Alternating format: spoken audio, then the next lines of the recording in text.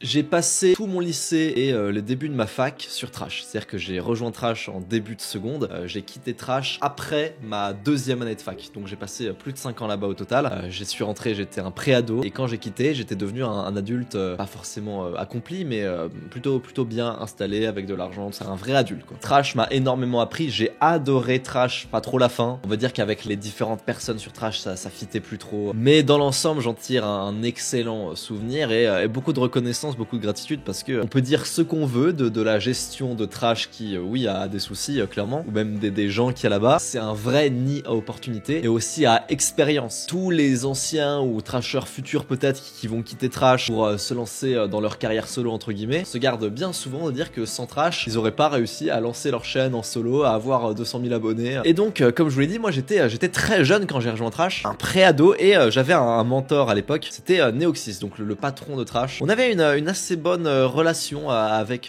Laurent, avec Neoxys. Dès le début, dès le moment où je suis arrivé, on s'est beaucoup bien kiffé. Je suis allé chez lui plusieurs fois, il y a des moments où j'étais en galère, il m'avait beaucoup aidé. Et de manière, je vous le dis très honnêtement, très malsaine, je le prenais trop comme un mentor. Et c'est pas de sa faute, c'est vraiment de mon côté quoi. Je voyais ce mec comme waouh. Neoxys donc avait 30 ans à l'époque, il faut tout faire comme lui. À chaque fois qu'il m'a donné des conseils, c'était des bons conseils, il a raison surtout. À chaque fois que j'étais stressé par rapport à un truc et qu'il m'avait dit non t'inquiète ça va se passer comme ça s'est toujours passé comme ça, je pouvais avoir confiance en lui et croire en lui. Sauf que comme je l'ai dit, c'est malsain et c'est pas viable, parce que comme tous les humains, parfois ça arrive que Neoxys se trompe ou qu'il donne des conseils pas forcément les plus adaptés pour toi, ou qu'il pense que c'est adapté mais c'est pas adapté. Moi par exemple, je suis pas un mec qui est designé pour faire des études. Je suis intelligent, je sais avoir le cerveau scolaire, mais avant tout je pense être un entrepreneur dans l'âme pour de vrai. J'ai pas envie d'essayer de prouver quoi que ce soit à quiconque, je le sais au fond de moi, je le suis et j'ai fait mes preuves, j'ai rien à prouver, tu vois. Sauf que moi à l'époque, quand je voulais être dans une entre guillemets fac tranquille à Nancy pour pouvoir à côté développer le YouTube, Trash et compagnie, Neoxys m'avait dit non, tu fais une erreur, il faut en mode daron quoi, en mode très scolaire, ouais il faut que tu ailles à la fac à Paris, que t'ailles dans les meilleures universités, comme mes darons auraient pu le dire en fait, genre en mode priorise les études à YouTube. Non pas qu'il me voyait comme un bon étudiant ou qu'il pensait que j'allais réussir dans le monde du salariat ou d'étudiant, mais il pensait que c'était un bagage qui serait très bien pour moi. Et je vous le dis honnêtement, je pense pas que ce bagage était très bien pour moi, je pense qu'il est bien pour plein de gens. Je pense que dans mon cas c'était pas adapté. Et au final qu'est-ce qu'il a fait? Bon, il m'a donné son avis, c'est pas dramatique de donner son avis, mais j'aurais dû sans doute plus le remettre en question, parce que au final je suis allé à Paris, ça m'a pas plu, j'ai fait une vraie dépression, je suis rentré et bref il y a eu énormément de soucis liés à cette époque. On m'avait dit que quitter Paris c'était le mauvais choix et compagnie. Bref, j'ai très mal vécu cette période. Au final bon, je suis content parce que si aujourd'hui je suis là où j'en suis, c'est grâce à cette période. On va évidemment pas s'en plaindre, encore une fois tu vois, je crache pas dans la soupe, au final je suis pas comme ça. Et c'est là que je me suis un peu réveillé, tu vois, que je me suis dit bah non Lohan, tu peux pas écouter l'avis de gens qui sont pas dans ton corps. Tu peux écouter les conseils, enfin si tu peux écouter les avis, mais tu dois pas tout prendre au pied de la lettre. Ce qui marche pour Neoxys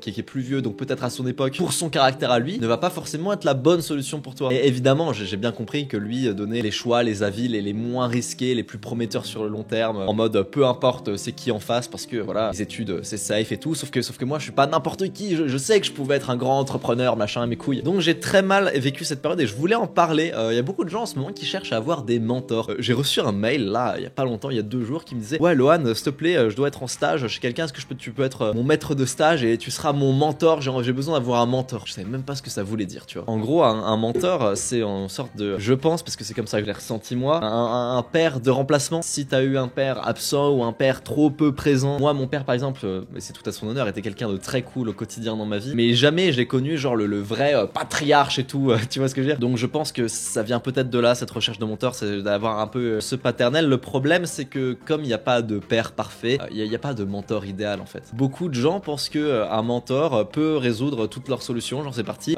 peut avoir réponse à tout, peut savoir exactement ce qui est le plus adapté pour toi. C'est pas vrai, je pense que c'est normal, tu dois te gourer, tu vas demander des avis à 2 personnes que tu respectes. Moi c'était le cas sur Trash, j'avais Neoxys que je respectais énormément et que je prenais en compte ses avis, mais aussi Samy. Les 2 c'était entre guillemets vite fait engueulé à mon sujet sur voilà, est-ce que Lohan il devait continuer ses études à Paris ou est-ce qu'il devait arrêter ses études. Donc en fait les gens peuvent pas avoir toujours raison et c'est à toi de faire tes expériences dans ta vie. Et on va dire que les mentors c'est utile pour les trucs évidents, j'ai envie de dire, genre tombe pas dans l'alcool, dans la drogue, mais pour les trucs moins évidents, peut-être que ça vous paraître évident mais pour moi ça l'est pas du tout, genre est-ce qu'il faut faire des études ou non, et ça dépend beaucoup plus de toi que de la personne qui va te conseiller. Si vous me voulez moi en mentor parce que je sais pas, vous trouvez que je suis rigolo, je suis intelligent, je suis intéressant ou je sais pas quoi, parce que vous avez 15 ans et que vous faites face à vos propres dilemmes de jeunes de 15 ans que j'ai peut-être vécu ou que j'ai pas vécu ou que j'ai vécu de manière différente, peut-être que vous vous direz ah bah Lohan il a les réponses, sauf que non, j'ai pas les réponses pour vous. Le seul mentor idéal que vous pouvez avoir, et c'est la vérité, c'est vous-même du futur. Tout le reste c'est des gens qui donnent des avis. Je dis pas par contre qu'avoir un mentor ou quoi c'est inutile. J'ai envie de dire ça dépend qui vous choisissez. Je pense qu'avoir eu Neoxys à l'époque comme on va dire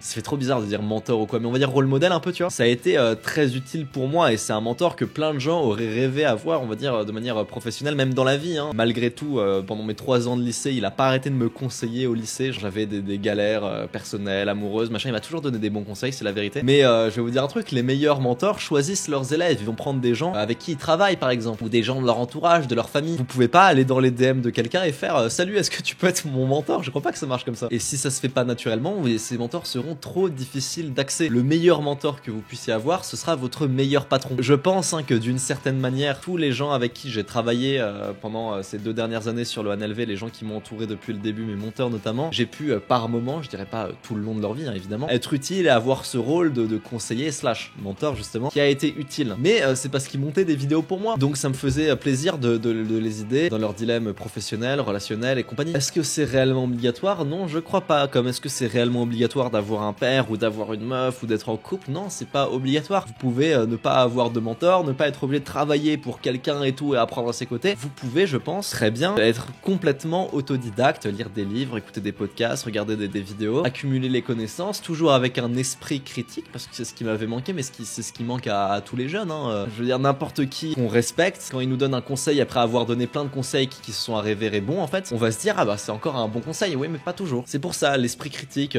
Prenez en compte des avis, mais n'ayez pas des mentors, des règles, des dieux qu'il faut suivre ou quoi. Il y a personne qui détient toutes les réponses à part, comme je vous l'ai dit, votre vous du futur. Je pense que la meilleure chose que vous pouvez faire, c'est multiplier les sources de plusieurs experts et écouter les conseils de plusieurs personnes dans chaque domaine très précis. Par exemple, voilà, si vous devez m'écouter aveuglément sur quoi que ce soit, je pense humblement que vous pouvez m'écouter sur, on va dire, la productivité, la manière de s'organiser, le travail, toutes ces conneries de productivité. C'est peut-être le truc que j'ai le plus théorycraft. Si vous devez écouter, je sais pas, les avis de quelqu'un un peu plus scientifique des neurosciences, vous pouvez écouter Huberman Lab. Là. Si vous deviez écouter qu'un seul mec dans le business, j'ai tendance à vous dire d'écouter Alex Hormozy ou d'écouter Valère. Je dirais même d'écouter les deux parce qu'il y en a un qui est plus focus sur le high ticket et l'autre sur le low ticket. Évidemment, ça veut pas dire que vous pouvez pas écouter d'autres gens. Je pense que j'ai d'excellents conseils à livrer dans le business, mais je suis pas un génie, sinon je ferais 1 million par mois et pas quelques dizaines de milliers. Dans tous les cas, n'attendez personne pour commencer. N'attendez rien dans la vie, passez à l'action dès maintenant. Vous avez pas besoin d'avoir un mentor pour faire votre application. Vous avez pas besoin d'avoir un mentor pour commencer votre chaîne YouTube, pour faire vos premières vidéos. N'hésitez pas à prendre beaucoup de risques. C'est un truc que je répète beaucoup en ce moment, mais c'est parce que c'est vrai. La société capitaliste, à long terme, récompense le risque. Mettons un petit peu mon choix d'arrêter les études à Paris en perspective. Est-ce que c'était vraiment un mauvais choix? Genre dans le pire des cas, je reprenais l'année d'après. Voilà, j'étais pas à la rue. On a un système social en France, faut bien qu'il serve à quelque chose. Mes parents, ils auraient pu m'héberger. J'avais 20 ans, enfin rien n'était définitif, tu vois. Est-ce que c'était si risqué que ça?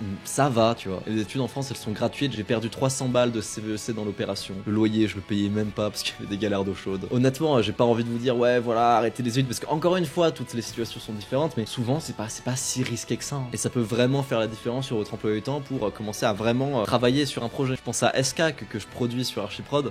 SK, je vous le dis, si SK n'avait pas d'études, si SK n'était pas à la fac, ça ferait longtemps qu'il aurait percé. N'ayez pas peur de faire des erreurs, de faire des échecs. Je pense que le vrai apprentissage, c'est faire une erreur et se dire que tu vas plus la faire, de l'enregistrer parce que tu l'as faite. Je pense que tu peux lire un livre, tu peux apprendre entre guillemets des erreurs des autres, mais tant que tu l'as pas fait pour de vrai, t'apprends pas réellement. Il faut soi-même faire l'erreur. Plutôt que d'essayer d'avoir un mentor, essayez de vous construire un réseau de spécialistes ou de payer des gens, parce que dans cette définition de mentor, il y a un petit peu ce truc de voilà, c'est gratuit en fait, voilà, je te prends sous mon aile, t'es mon petit et tout. Maintenant la vérité c'est que tous les gens sur Merguez Superstar ou les gens que j'accompagne sur YouTube, je pense pas qu'ils me voient comme un mentor parce que ils ont payé pour mon service. Je suis un mec qui leur délivre un service comme quand ils vont au restaurant, ils payent un serveur, ils payent des cuisiniers, enfin c'est la même chose. Je sais qu'il y a des gens qui trouvent ça sale de vendre des choses sur internet. Moi je trouve ça très très sain d'utiliser l'argent en tant qu'unité de mesure pour des services, pour des conseils. Enfin c'est neutre l'argent, tu vois. Il y a pas d'affect, il y a rien d'autre. Moi j'ai un immense réseau de fils de pute, je pense, qui va de Valère qui pèse des millions, peut-être plus de 10 millions. Donc pour tout ce qui est direct response marketing, Valère, rien que hier, il m'a refait ma page de vente pour mon accompagnement parce que comme j'avais dit, ouais, ma page de vente elle est trop moche, est-ce que quelqu'un peut me donner des conseils et tout. Lui, il me l'a refaite. Enfin, il a demandé à quelqu'un de me la refaire, il me l'a fait gratos. Donc incroyable, merci Valère. Dans le YouTube game, ça va très très loin. loin. Du coup, il y a encore Trash dans mon réseau. Il y a plein de youtubeurs grâce à Merguez Superstar. Pour tout ce qui est marketing, je connais énormément de gens. Pour tout ce qui est vente, je connais énormément de gens. Moi, j'ai un réseau, mais d'experts.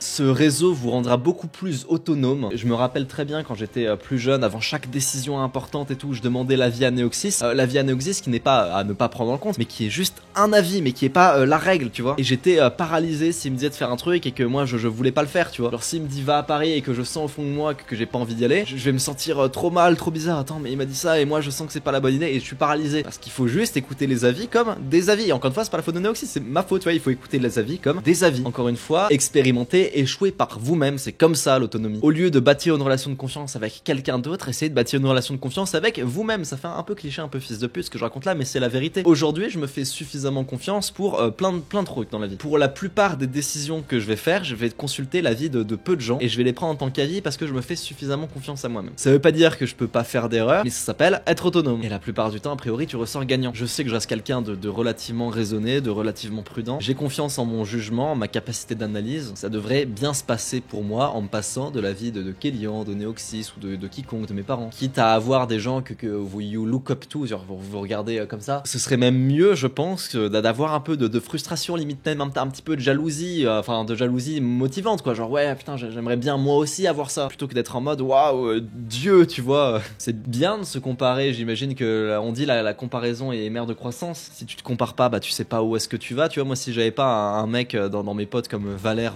qui fait plus d'1 million par mois.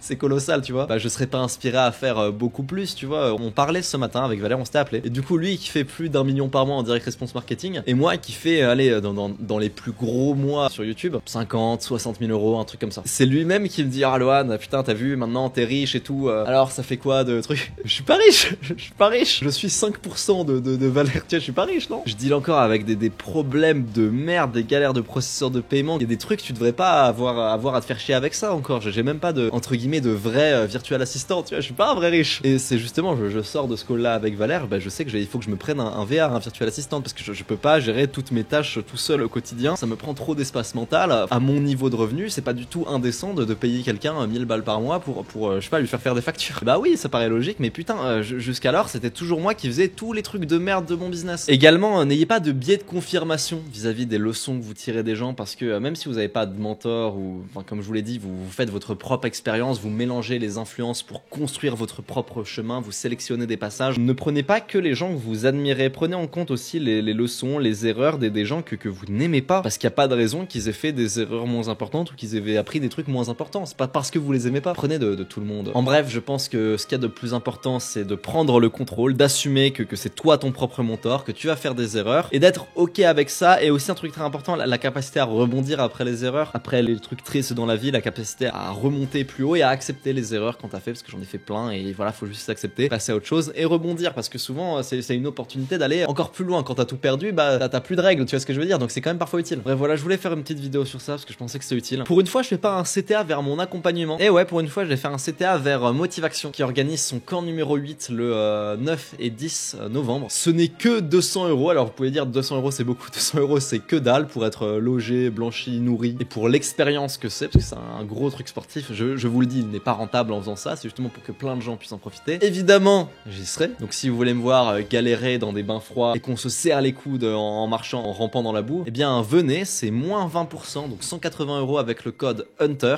moins 10%, pardon. Sachez-le, je suis pas payé quand je fais ça, je le fais toujours par plaisir. Enfin, si techniquement je suis payé, genre il me dit ouais, t'as vu, il y a tant de personnes qui ont utilisé ton code, ça fait tant d'argent, tiens. À chaque fois je lui dis, je m'en balèque, garde la thune et tiens, j'y vais gratuit, et puis tiens, il y a mon pote qui veut venir et tu lui payes la place pour lui, genre c'est gratuit pour lui. Donc sachez-le, je suis pas payé, je fais vraiment ça parce que je trouve que c'est un magnifique projet. N'hésitez pas à venir, le lien est en description et en commentaire épinglé. Je vous fais des bisous.